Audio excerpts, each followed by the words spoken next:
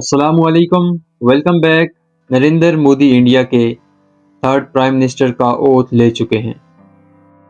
ये इंडिया के second PM हैं आफ्टर जवाहरलाल नेहरू, जो कि इंडिया के थर्ड प्राइम मिनिस्टर बन रहे हैं।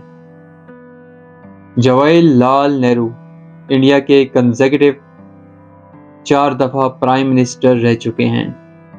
जवाहरलाल नेहरू 15 अगस्त 1947 से लेकर 1964 तक टिल हिज डेथ इंडिया के प्राइम मिनिस्टर रह चुके हैं। ये कंसेक्यूटिव लगातार 4 दफा इंडिया के प्राइम मिनिस्टर रह चुके हैं।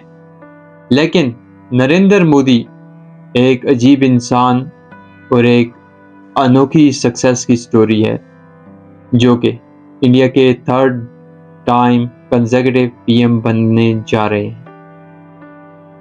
नरेंद्र मोदी ने इंडिया के पीपल्स के साथ काफी सारे प्रॉमिसेस किए हुए हैं। आने वाले 5 साल में भारत का पब्लिक ट्रांसपोर्ट पूरी तरह ट्रांसफॉर्म होने वाला है। अगले 5 साल में गरीब और मिडिल क्लास को तेल और शानदार यात्रा की सुविधाएं बहुत आसानी से मिलने वाली है, तेज मिलने वाली है, पूरी ताकत से बढ़ोतरी होने वाली है। अगले 5 साल में देश बुलेट ट्रेन भी देखेगा और देश वंदे भारत ट्रेन का विस्तार भी देखेगा।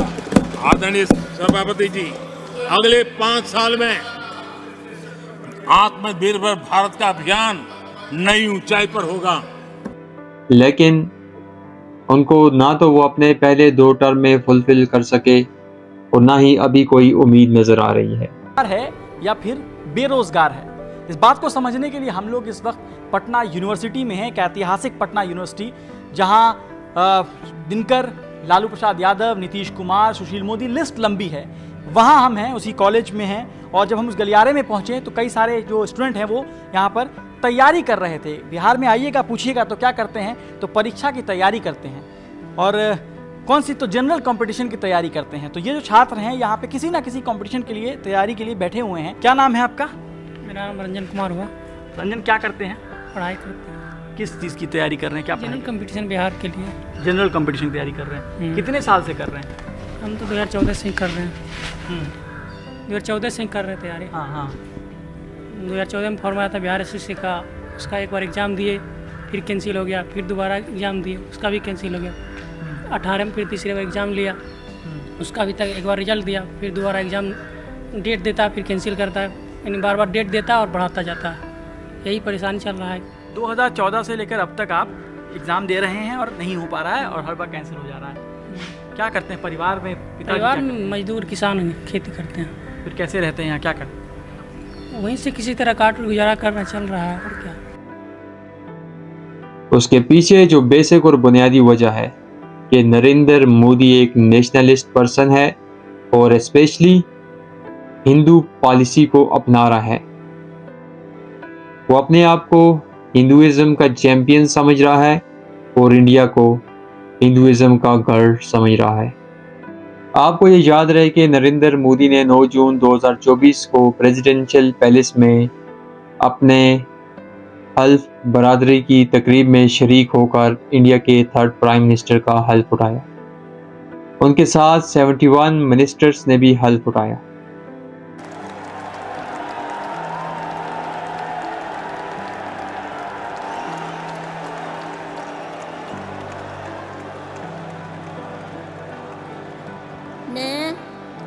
मैं नरेंद्र दामोदर दास मोदी ईश्वर की शपथ लेता हूं कि मैं विधि द्वारा स्थापित भारत के संविधान के प्रति सच्ची श्रद्धा और निष्ठा रखूंगा।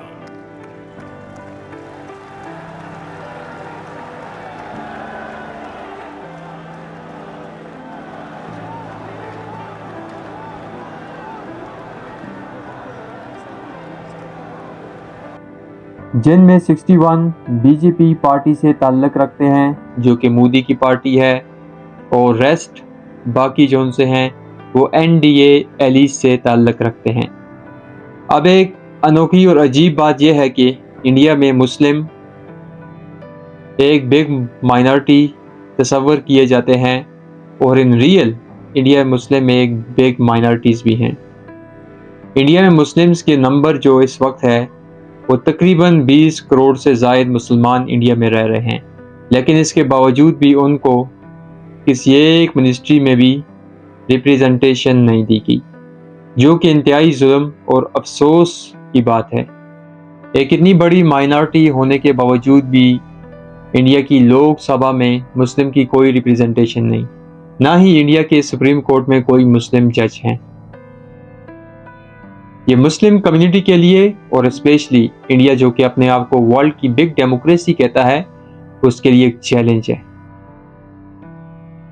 हम सभी जनता जनार्दन के बहुत आभारी हैं। देशवासियों ने भाजपा पर, एनडीए पर पूर्ण विश्वास जताया है। आज की ये विजय दुनिया के सबसे बड़े लोकतंत्र की जीत है। ये इंडिया के प्राइम मिनिस्टर को इस पर गौर करना पड़ेगा। अब ये जो 71 मिनिस्टर ने ओथ लिया, इनमें 7 विमेन हैं।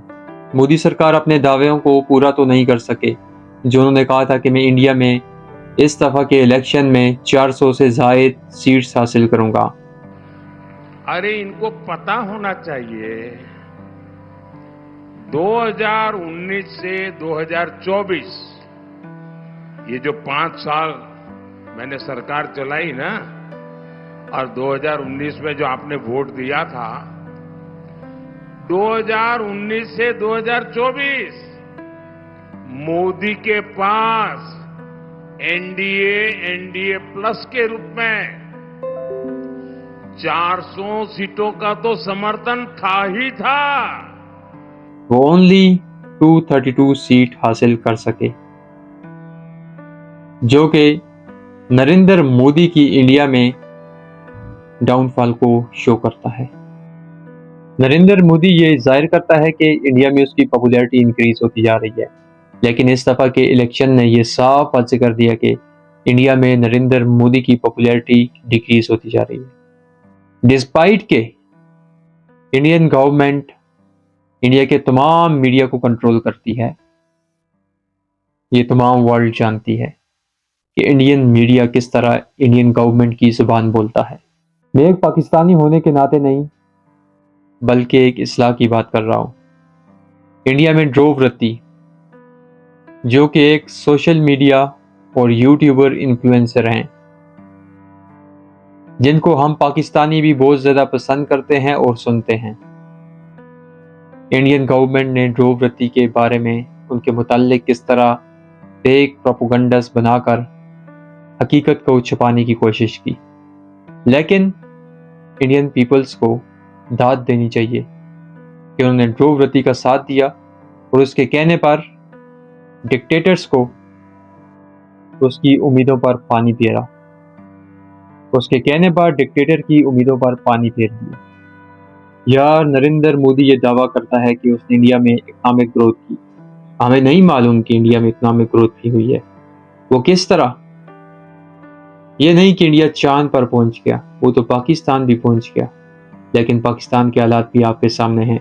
बात हम इस वक्त स्पेशली इंडिया की कर रहे हैं।